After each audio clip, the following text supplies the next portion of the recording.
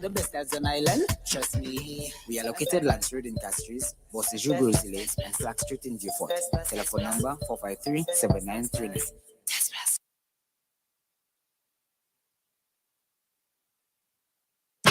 Serving now, the Daily Dish.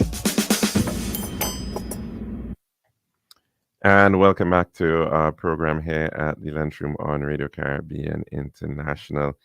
And I do know that quite a number of individuals are looking quite intently at their TV screens now as the West Indies women's team is taking on the New Zealand women's team in the second semi-final of the ICC Women's T20 World Cup. That is happening over in Dubai, and the West Indies need 23 runs over the next 2 overs, and that was after the New Zealand team was sent into bat, and they made 128 for 9 in their allotted 20 overs. And of course, we are chasing at this point for 107 for 7. And in fact, St. Lucian Zeta James is in fact on strike, I think, at the moment, as well as Fletcher, and they are trying to bring it home at this point in time. There's a total of 3 St. Lucians, I believe, on that team. And so I think there's a Crafton, as well as Joseph. They are also members of that team. Kiana Joseph and Zeta James are the 2 who are in fact playing in this match as we speak. So we certainly do wish them the best as they continue at the efforts at this point in time. Now, we want to, well, yesterday, in fact, we did make mention earlier on in the beginning of the show, the ongoing issues and struggles and strife with that war in Gaza, that what is being termed by some as an Israel-Hamas war, and to make the point that it was really targeted at by Hamas, and but of course it is having an impact on the lives of millions of Palestinians, and the loss of life has been astounding. Well over 42,000 Palestinians have lost their lives. The vast majority of them are not militants, have not been involved in the warfare, but of course have been casualties of war.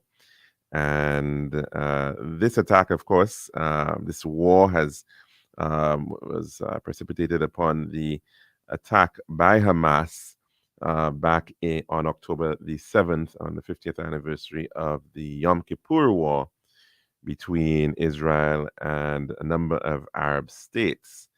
And of course, it led to the loss of a number of civilian lives in Israel, with a number of targeted attacks coming in, primarily on civilians, and so many individuals were also abducted.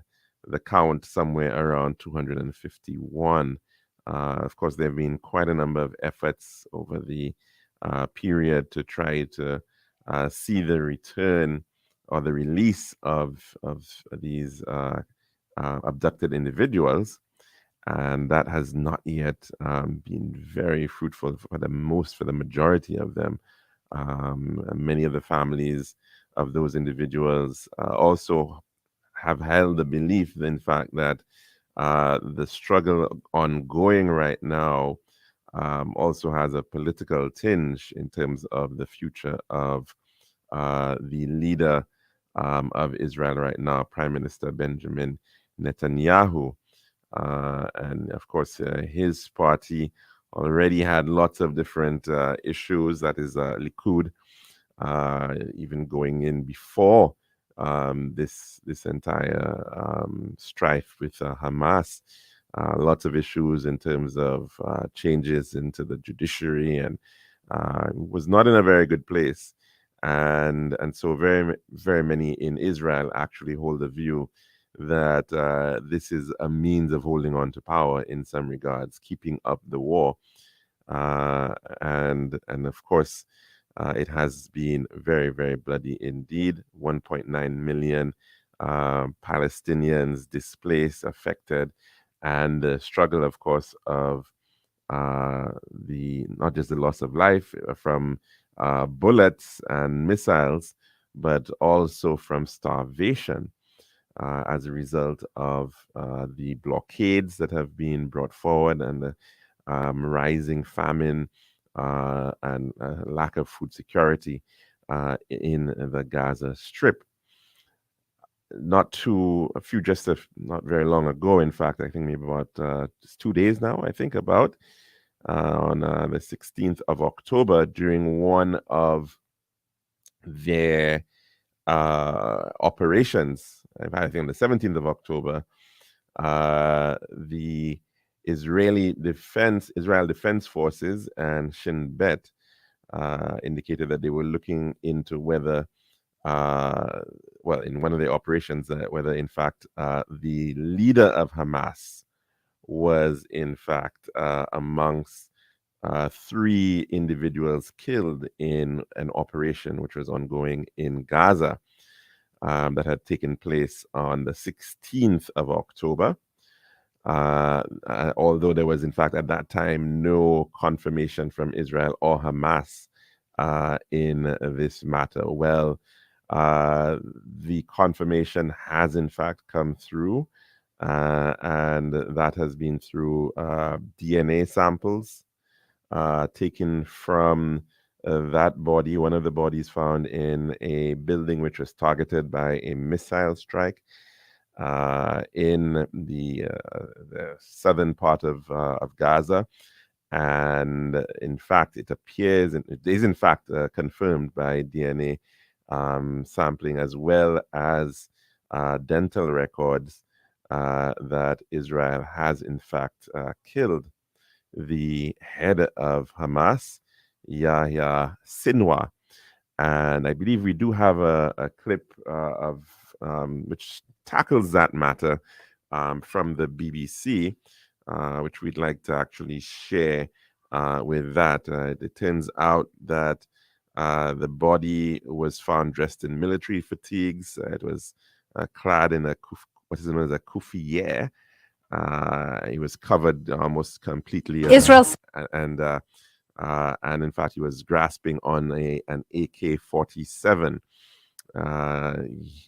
There was, in fact, drone footage, which was publicized quite extensively all over Israel, which, in fact, showed his last moments.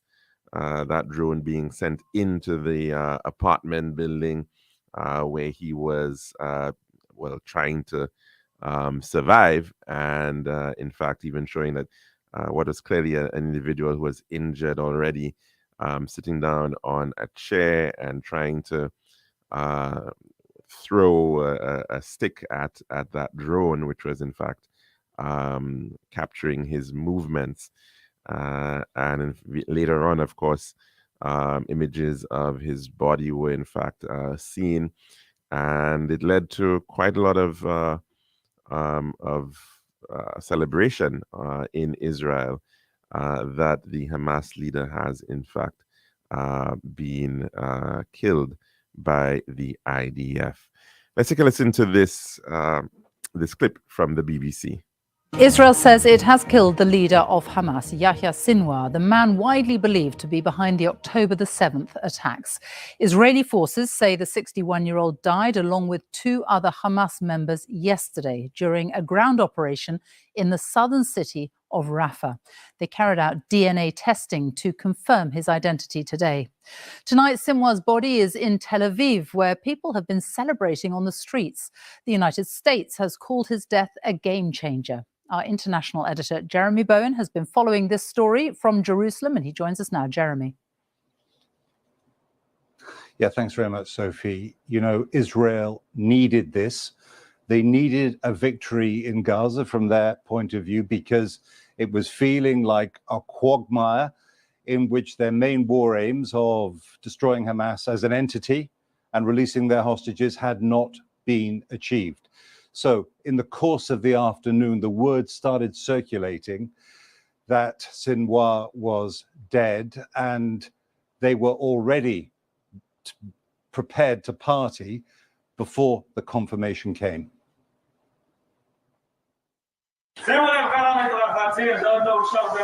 At the beach south of Tel Aviv, a lifeguard picked up his microphone.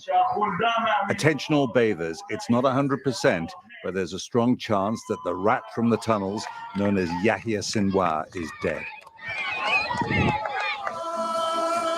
And then it was confirmed. They knew Sinwar's death was a big victory for Israel and a big defeat for Hamas. The Israeli army released drone footage showing he was still fighting in his last moments.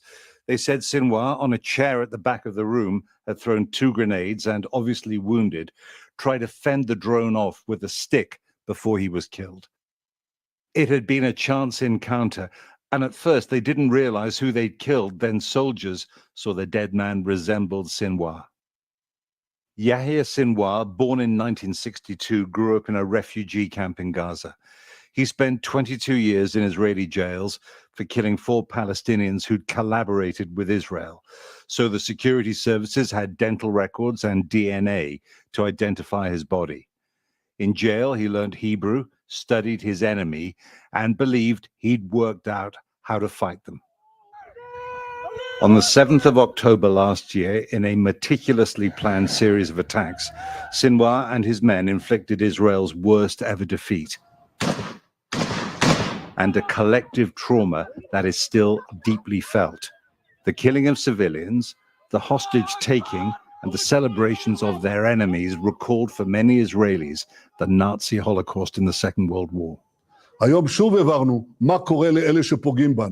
Prime Minister Netanyahu said the war would go on. Today, he said, we made clear once again what happens to those who harm us. We showed the world the victory of good over evil. But the war is not over yet. It is difficult, and it is costing us dearly. Israel's response, a year of war, continued this morning. Around 25 Palestinians were killed and dozens more wounded in the latest big raid on Jabalia camp in northern Gaza. Israel said it bombed a Hamas command center. Doctors said the casualties they saw were civilians. Israel's response to the 7th of October attacks has killed at least 42,000 people in Gaza. Its war aims of destroying Hamas and freeing hostages have not been achieved. So killing Yahya Sinwar is its biggest victory yet. The Hamas organization that Sinwar and others built before the 7th of October attacks is largely broken. Left of Sinwar is Ismail Haniyeh, Hamas political leader who was assassinated in July. Israel doesn't let us into Gaza to report, but this reaction in Khan Yunis, Sinwar's birthplace, was filmed for the BBC. This war is not dependent on Sinwar, Haniyeh or Mishal, nor on any other leader or official. It's a war of extermination against the Palestinian people, as we all know and understand. The issue is much bigger than Sinwar or anyone else. Many leaders have been assassinated before him, like Ismail Haniyeh. But someone else will always step in, and the struggle will continue. Back in Israel, a few people stopped to celebrate at the forensics lab where Sinwar's body was taken. Tonight, Israelis are relieved and happy that their enemy has been killed. But Hamas still has its hostages, is still fighting, and will get a new leader. Jeremy Bowen, BBC News, Jerusalem. Well, the killing of Yahya Sinwar is the latest in a series of assassinations of senior Hamas and Hezbollah leaders by Israel since the 7th of October attacks. Our security correspondent Frank Gardner looks now at who Israel has targeted and why, and joins me. Frank. Well, Israel has many enemies around the Middle East, most of them funded and armed by Iran. This year, one by one, it's been eliminating the leadership of those enemies. In Beirut last month, there was the targeted assassination of Hassan Nasrallah, the long-standing leader of Hezbollah, which had been firing rockets into Israel for 11 months. Hezbollah has also trained anti-Israel militants around the Middle East. Before that, also in Beirut, Israel assassinated Fouad Shokr. He was the senior Hezbollah commander who built up the bulk of its arsenal of heavy weapons, turning it into the world's most heavily armed non-state army. Then, the very next day, came an explosion in a Tehran guest house that killed Ismail Haniyeh, the leader of the political wing of Hamas. Israel's Mossad spy agency is widely assumed to have been responsible. So Yahya Sinwar was the man appointed after that to become the overall leader of Hamas, and now he too is dead. A crucial difference here, though, is that this was not a targeted assassination. The Israeli army found him by chance. But it's clear that in the wake of last year's October the 7th attacks, Israel has decided to go after many of its most dangerous enemies at once, wherever they are hiding and whatever the consequences. Sophie. Frank, thank you. Well, I'm joined now by our North America editor, Sarah Smith, who is in Arizona, and by Jeremy Bowen, who is in Jerusalem. And Sarah Smith, first of all, tell us more about the reaction tonight from the United States. Well, this event is being celebrated here in the United States, where officials are talking about how pleased they are to hear about the elimination of a man they describe as a terrorist who had the blood of Israelis, Palestinians and Americans on his hands. And Joe Biden wasted no time picking up the phone to Prime Minister Netanyahu. He called him from Air Force One to congratulate him on this operation. But also, he said to talk about how this seismic event, as it's being described here, could transform the conflict in the Middle East. There is now probably a much better chance of securing a ceasefire deal that would allow for the return of the hostages who are being held by Hamas, because Yahya Sinwar was a major blockage to that deal. But Joe Biden wants to go much further than that. He wants to talk about how this could now allow for the end of the war in Gaza, an end to the conflict. And that's what he told Prime Minister Netanyahu he wanted to talk about. He's announced that he's going to send his senior diplomat, the Secretary of State, Antony Blinken, to Israel in the next few days to talk about how to move on from the conflict, how to secure Gaza, he said, without Hamas being in charge of it. And as he came off Air Force One, he was asked by somebody if he had any sense of when the war might now end. And he said, hopefully soon. And Jeremy Bowen in Jerusalem, the extraordinary footage that we've seen this evening of the moment that the Israeli forces found him, seemingly by surprise, in a house in Rafah. How much of a turning point is his death being viewed as there? Well, I think people are probably being cautious. If you look at the whole picture, Sophie, Israel's fighting in Gaza. They scored their biggest victory of the war there so far. They're fighting in Lebanon. There was a reminder today of how hard potentially and increasingly that fight is, with Israel announcing that 5 of its soldiers had been killed in combat operations. And the Israelis are also preparing, it seems pretty certain, to retaliate for the Iranian ballistic missile attack that happened a couple of weeks ago. That hasn't happened, but they're expecting it's going to be happening soon. Now, as for the Palestinians, I think that drone footage of Sinwar fighting until the very end is going to make him, in their eyes, even more of a heroic figure than he was after he inflicted upon Israel the greatest defeat in the history of the state.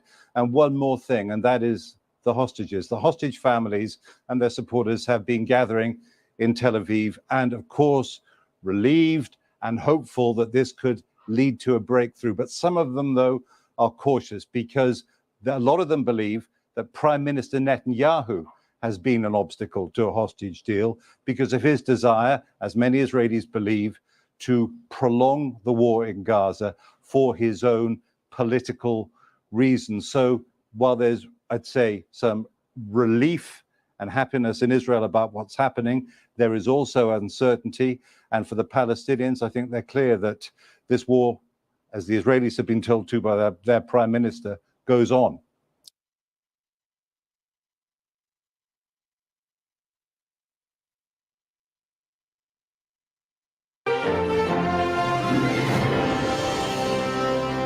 Welcome to the 700 Club. Israelis and the world is celebrating the news.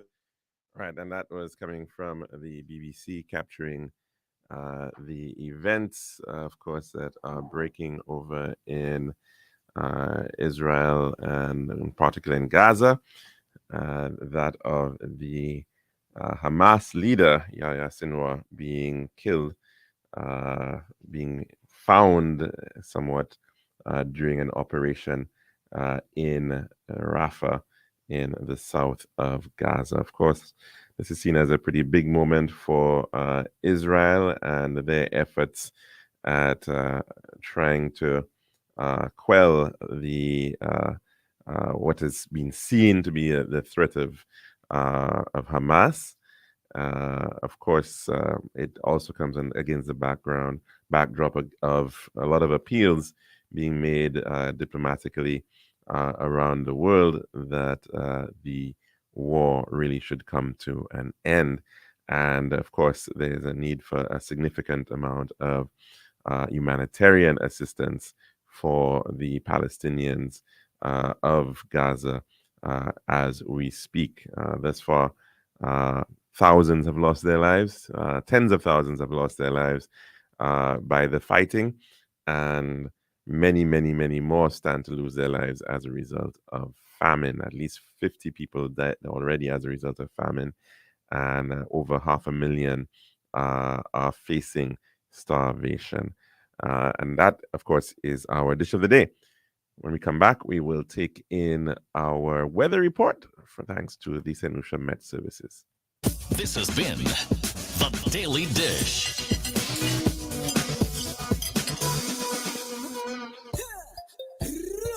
One tiles for your home, I see. Bathroom, kitchen, pantry. Need tiles for your balcony. Come down to Tiles Plus, satisfaction guarantee. Tiles Plus, Tiles Plus, Tiles Plus. Big tiles with unbeatable cost. Customer service, A+, with all kind of tiles. Come down to Tiles Plus. We also got gasway and vanity. Books, doors, you'll see. Come down to mind nobody. We got the best tiles on island. Trust me. We are located Lance Road in Castries, Bosses Gros and Flag Street in Viewfort. Telephone number 453-7939. Island style, yeah. We got the time to make you go. We got the time to make you say, yeah. We'll have to make the right choice. Island style, whoa. We got the time that will make you happy. Island style, oh yeah. We make your dream come alive in Island style. We have tiles and princess, mixes and ground. Everything you need is on the house out. For the best price and the latest style. Take a little drive down to Island Style car. We got the time to make you go. We got the time to make you say, yeah. Quality, price, service, choice. It's all an Island Style. Visit us at our showrooms in Bellarosa, Rodney Bay, on the John Compton Highway, Cass Street, and behind Ruby's Gas Station on the Library Viewfort Highway. Call us on 450-452 or 453-TILE. Island Style, Tile and Bath. When you think tile, think Island Style. This is Radio Caribbean International. It's now time for the weather news.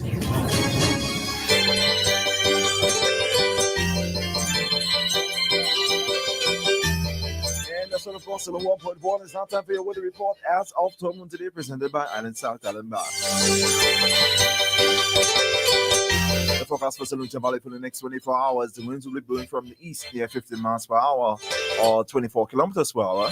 The weather fair skies becoming cloudy at times with a few showers at first. An increase in cloudiness and shower activity is expected from late evening into tomorrow.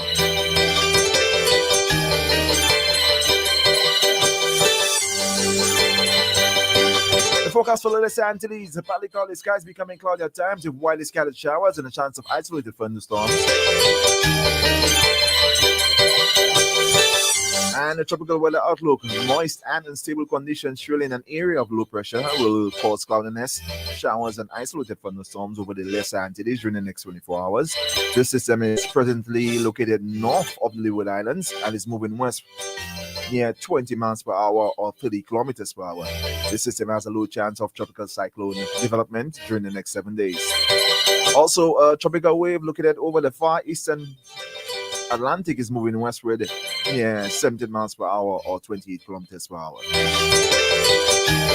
And this was a weather report as of 12 noon today, presented by Island Style Talent Bath.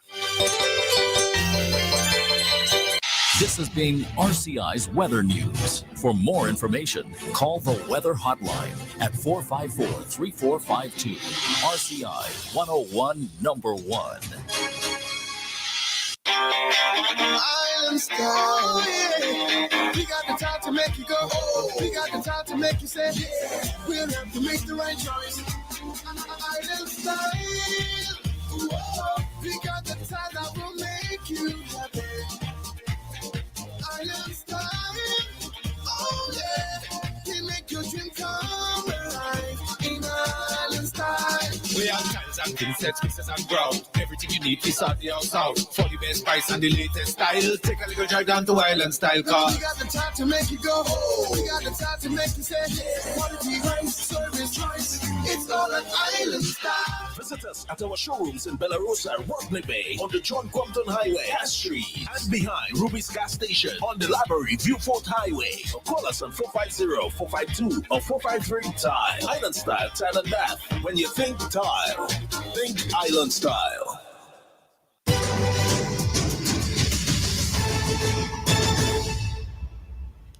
And welcome back to the lunchroom here at Radio Caribbean International.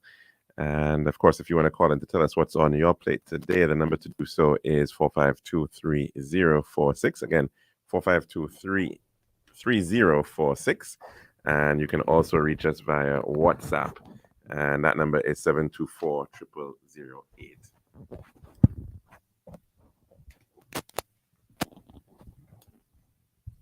Now, I believe we've got a call coming in already. So let's go to the phone lines to take that in. Good afternoon. Welcome to the lunchroom.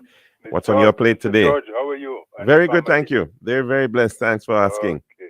Wonderful. And yours? All right, thanks. Good, good. Mr. George, the elder gentleman who used to call, you know anything about his whereabouts? I actually do need to check up on him, you know, as you've made mention of it. Mr. Francis is his name. Oh, so you know him personally?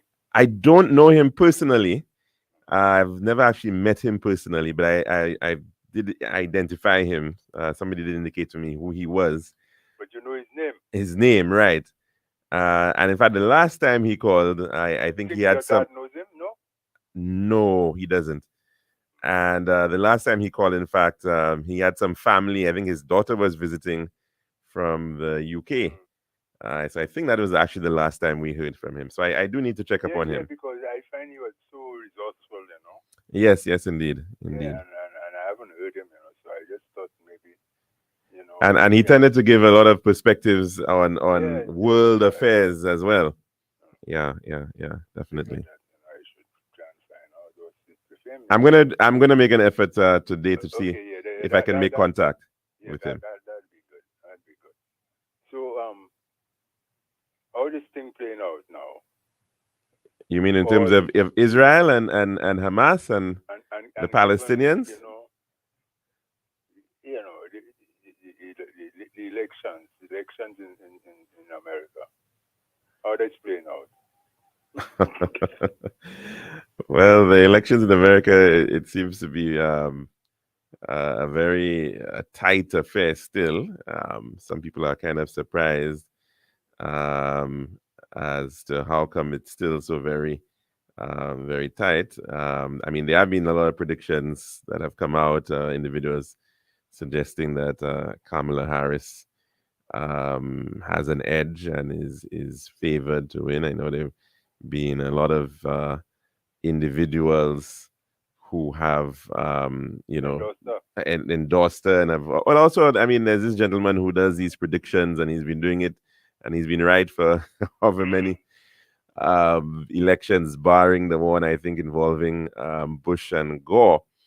Has always gotten it right, and he has this methodology where he looks at what he calls keys. I think there are 13 keys that he looks at certain issues, and based on that, he determines well who has the upper hand. And he was suggesting that that Kamala Harris still has the upper hand going in.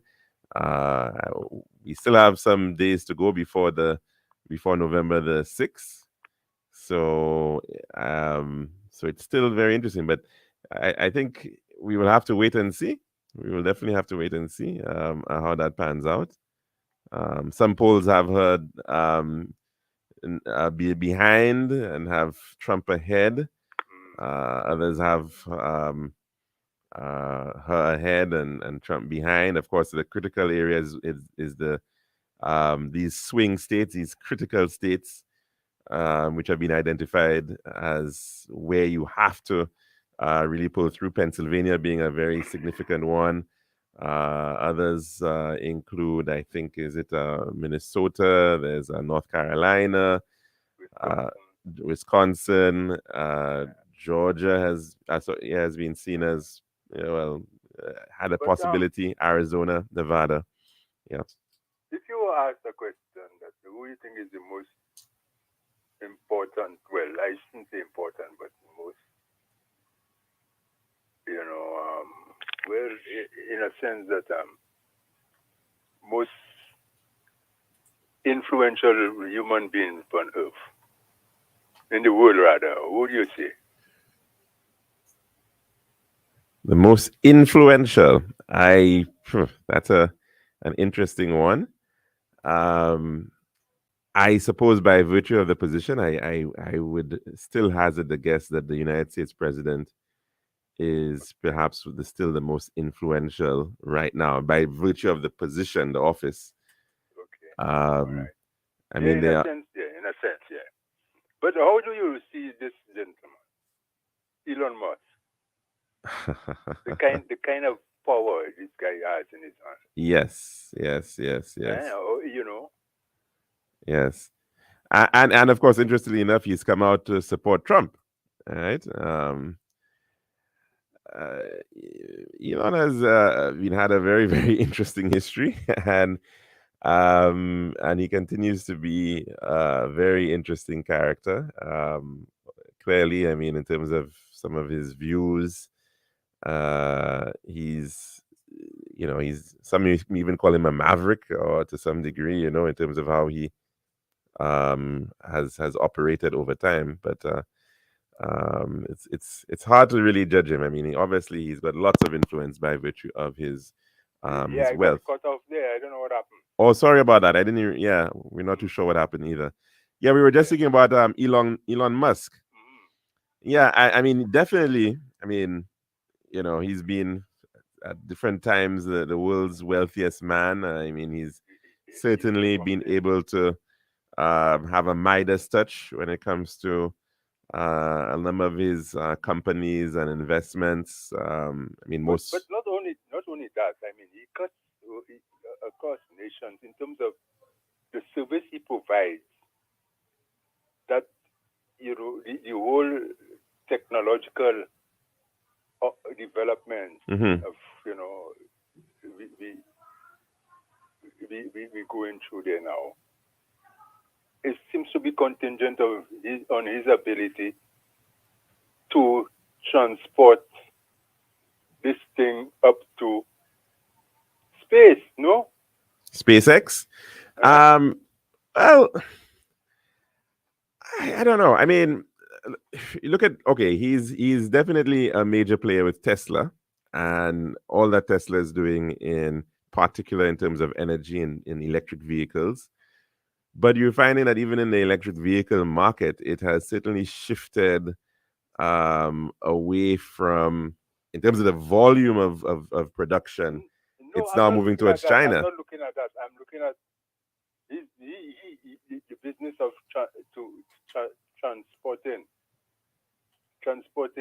technology, the technology to outer space to make it possible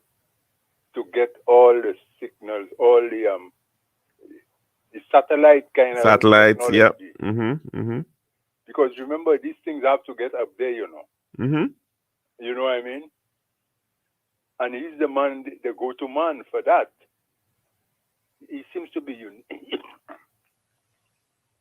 unique in that regard, in terms of that service he's providing. Right.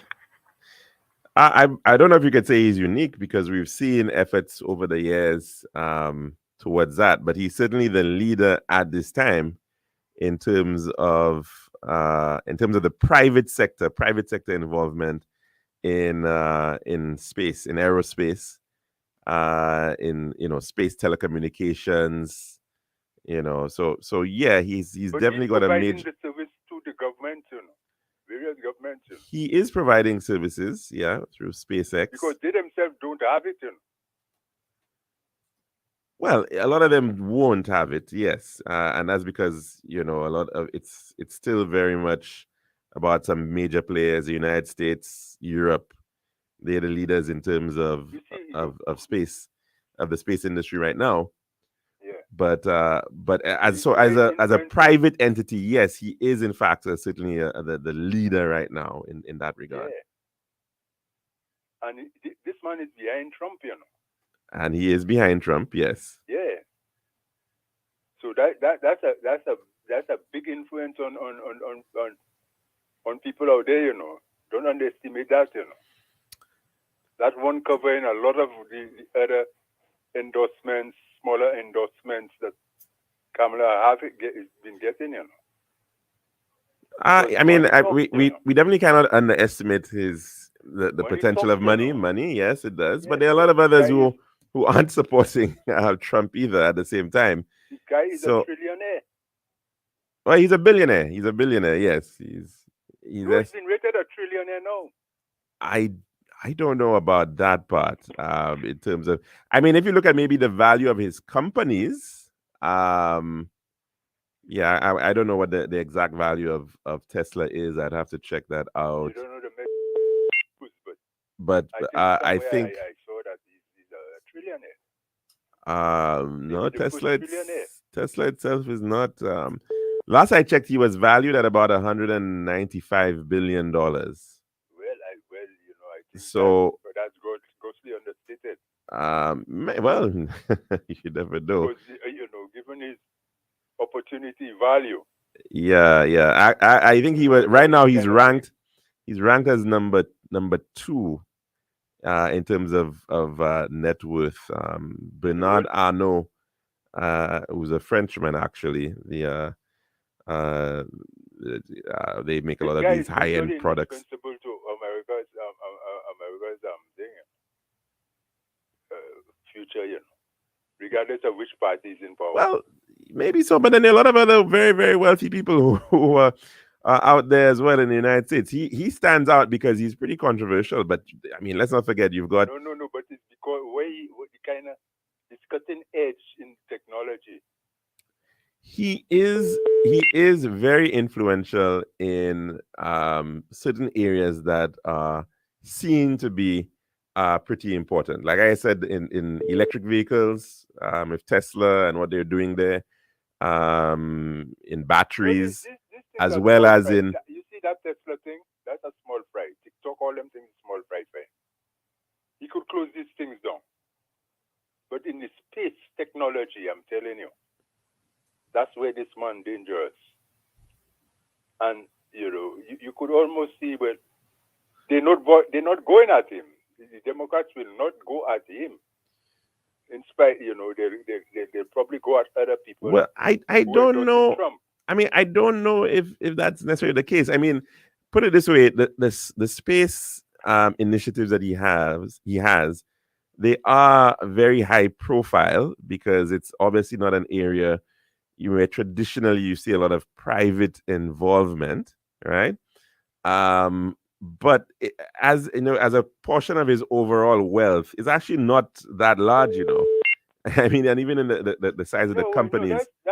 So it's almost like it's like a venture capital investment kind of in a way, He's going into it, he has enough money to to make some bets on some big things. And so he's using his wealth to go after some of these things which he in fact believes can be transformational. And he probably might very well be correct. And he's probably stands to make far more money in the future on some of these things. But at the same time, it's a lot of it is about risk taking, and he's decided to take risks on some of these things. But some of his business decisions seem to be, driven more a lot about his own ego. And I mean, this whole thing of Twitter, for instance, which he's renamed X, and that. People like him calling the agenda, shipping the agenda in education and everything in America now, And I think it is an interesting point to they bankrolling so much things. The amount of influence that certain people do hold, is of course is an important point, and especially in the United States, where, as you pointed out, quite often, money talks. Money, he does have a significant amount of influence, but so too. I mean, we saw what happened with Mark Zuckerberg, for instance, and Facebook, which is now being rebranded as well, Meta. But they have a vast amount of influence, social media, and how that can impact society and all of that. But he too has also had to. Sorry? We see how that go because the Democrats threatening to get the money from. Right, exactly, and that people like him. Precisely. To fulfill the mandate. Precisely, and the whole issue of the 1%ers, making a greater contribution, and the inequity in the Trump going the same old. Trickle down. Yeah. Allow them more latitude, more bricks. They innovate more, create more. Well, I think and create more jobs, and it will trickle down. I think where Trump, but I think where Trump gains a lot of his base support is largely on a lot of emotional issues, if you want to put it that way, cultural issues, right? That? Yeah, I mean, so in as much as we know, he and his party, the Republicans, have a lot of special interests by way of a lot of billionaires and very high net worth individuals who want to maintain the tax system as it is and what have you. But at the same time, Trump his strength has been reaching out to some very interesting segments, like the evangelicals, for instance. His position on abortion rights, and his position on immigration. Excuse me. The analysts are saying that the most significant issue by far is the economy.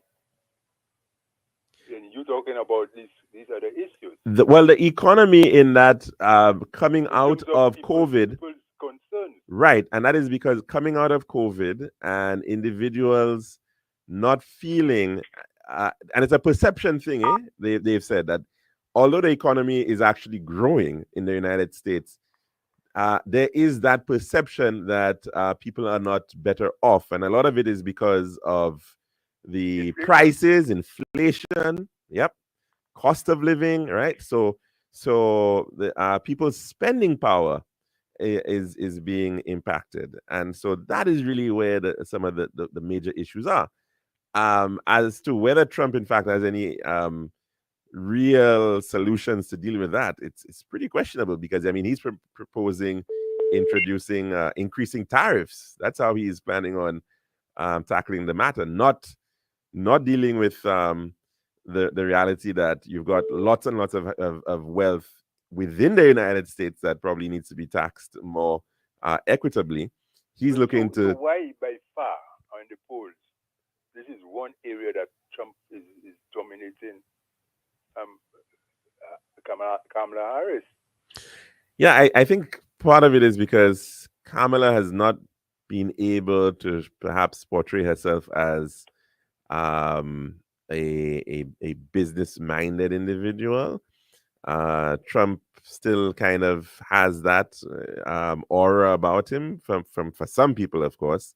You know, he's made wealth, he's made money, and he somehow talks that talk. But a lot of economists have not been in favor of how he proposes to deal with matters of finance. The point is that the people, the perception. The perception is everything.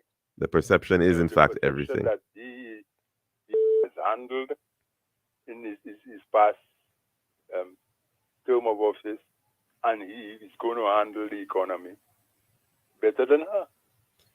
And there's a lot that suggests that that's actually a fallacy, because when you look at even right now, no, but that's I know by the experts, but that's by people who. That is why the race is still so tight. Yes. People on the ground. Yes. Because perception is everything. If the people perceive that experts could come and say and rubbish anything, Well, there are a lot of people who perceive that the problem is immigration. There are a lot of people in the United States that perceive that the issue in terms of the economy is that you have too many people coming from the outside taking jobs. That's where the polls indicate that Trump has the big advantage. These two issues, and they are the forefront in terms of importance to voters. Well, that just goes to show. We're going to see, but clearly, in fact, we have to wait and see. Yeah. Anyway, thank you. All right, then, caller. Thanks. Check out the other man. I will try to do so. Yeah, certainly, definitely. Thanks for that reminder on it. And of course, that's still the big issue. And from a lot of polls, it's right now it still suggests that she has a bit of an edge. 49% to Donald Trump's 46%. And so if she's gonna hold it out, let's see. And of course, let's see if it matters in the important swing states that will in fact make a difference at the end of it all. Let's take another call before we end the program. Good afternoon. Welcome to the Lunchroom. What's on your plate today? Yes, good afternoon, Mr. Calix. Hi, caller. How are you doing? I did doing well. Try to make a contribution that could make enhance our solution. Go right ahead. All right. I remember I mentioned to you about some of the Galvet and the from Roseau to Carico, and I haven't seen no change. I have been waiting for you to get an update, or if you had to have the ministers to come and say what is the issues they're not developing the training in that constituency. I'd like you to do that for me, please. Yeah, we'll have to try to see if we can get somebody from the Ministry of Infrastructure to give some update yes, on that. And another thing again that I see that is that you may have a community center, and I do to my mind is abandoned. Because I can give you a list of abandoned government I call it government sites. Government properties, yeah. Property that is an existence, have no development. Mm-hmm. They have like a old Rosalie police station. I call it Latok Road, and I mentioned the one I see in Techime. That is in Millet. Mm-hmm.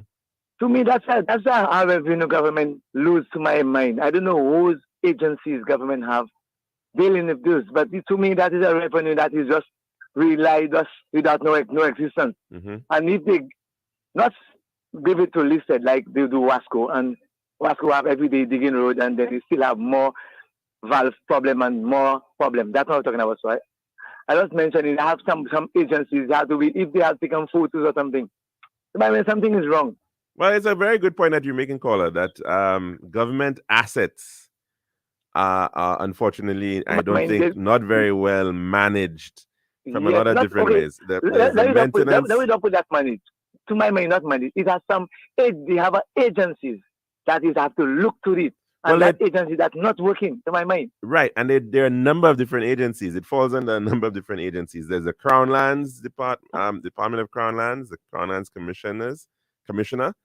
That office is responsible for the lands, which is that's one aspect of government assets. Then you also have that one makes sense. Right, and then those buildings are on Crown lands usually, and so the buildings themselves and the maintenance of the buildings falls between, in some instances, the Ministry of Infrastructure. They have That's responsibility there for building maintenance. But then And in some other instances, I just I'm already there. Let me try making a quick another one again. okay, go ahead quickly, please. Yes. Hello. Okay, looks like we actually lost that call, unfortunately.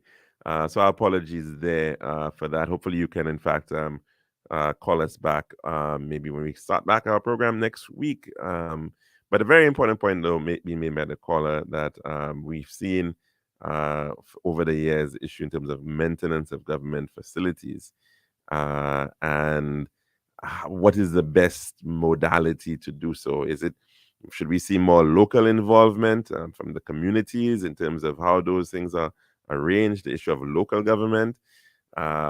Is it quite often, because if it's left up to, say, somebody who's up in Castries to monitor and check out and to see if, in fact, these facilities are being well maintained, that often does not work out. And especially in terms of community centers, we've seen the issue of that all across the country, the matter of community centers. A case in point was that of the Diga Community Center down in Miku South. That was in an absolutely deplorable condition down there. And I think it's actually now just recently being rehabilitated through the Department of Local Government. But that was a very interesting case of a facility that had been just almost left in abeyance and was not being well maintained. And unfortunately, we've got a lot of these types of situations. So there really has to be a proper system of maintenance and also to see whether, in fact, these facilities actually are being utilized to the best use that can be achieved to get sustainability, because that's the issue too. How do you maintain the costs of keeping the lights on and keeping the water running and all of that? Sometimes there should potentially be some revenue coming in from those facilities, and oftentimes that is not the case. But that's a conversation we'll have to take up perhaps in the week to come, because we're out of time here at the Lunchroom on Radio Caribbean International. Thanks, of course, for all those who called in and made contributions, and for all those who've listened. We do hope that you have a very blessed weekend. And unfortunately, the West Indies women's team were not able to make it across the line. They, in fact, lost by 8 runs. That happened over in Dubai. Some good contributions being made by the St. Lucians on the team. Kiana Joseph scoring 12 runs. She's an opener, came in with Haley Matthews, the captain, and as well Zayda James eventually making 14 runs. And that, of course, meant that they ended up losing by 8 runs at the end of it all. So they won't be heading across into the finals. So we do hope that, of course, they still keep their spirits up and look forward to continued betterment as it moves forward. I should also mention there, we were hoping, of course, that Zayda would have perhaps picked up a wicket. She was not able to do so. Only got in 2 overs there as well. Top scorer for the West Indies was, in fact, Doughton with 33. So that's our program for today and, of course, for the week. And we do wish you a very blessed weekend. Take care.